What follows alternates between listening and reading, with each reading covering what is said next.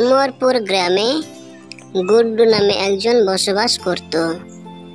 সে মাছ খেতে খুবই পছন্দ করত।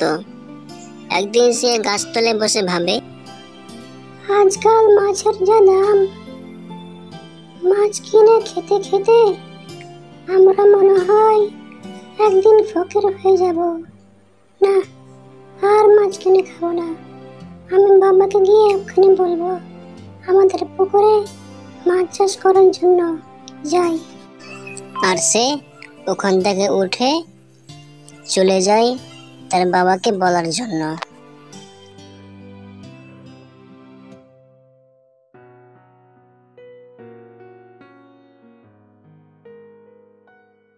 বাবা, আমি বলি কি, আমরা যদি আমাদের পুকুরের মাছ চাষ করি তাহলে মাছ ধরে আমাদের বাড়িতে খাওয়া হবে আর মাছ বিক্রি করে কিছু টাকা উপার্জন করা হবে। তোমার কি মনে হয়? হ্যাঁ, সে তো ভালো কথা, কিন্তু তুমি কি মাছ চাষ করতে পারবে বাবা? হ্যাঁ বাবা, আমি মাছ চাষ করতে পারবো, কিন্তু আমার তোমার সাহায্য চাই। তোমার সাহায্য ছাড়া আমি মাছ চাষ করতে পারবো না বাবা। তুমি আমাকে সাহায্য করবে অবশ্যই, বলো।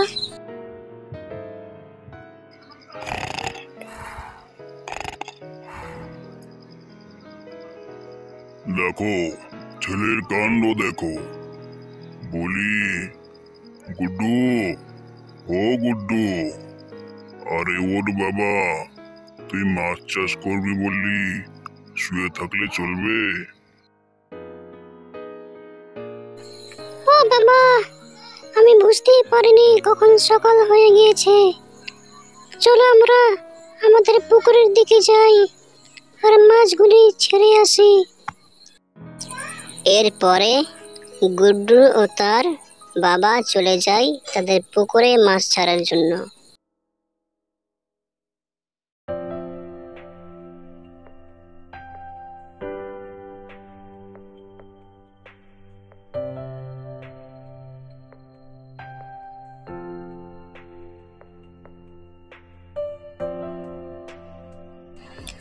দেখো বাবা, কি সুন্দর মাছগুলো পুকুরে সাঁতার কাটছে, তাই না?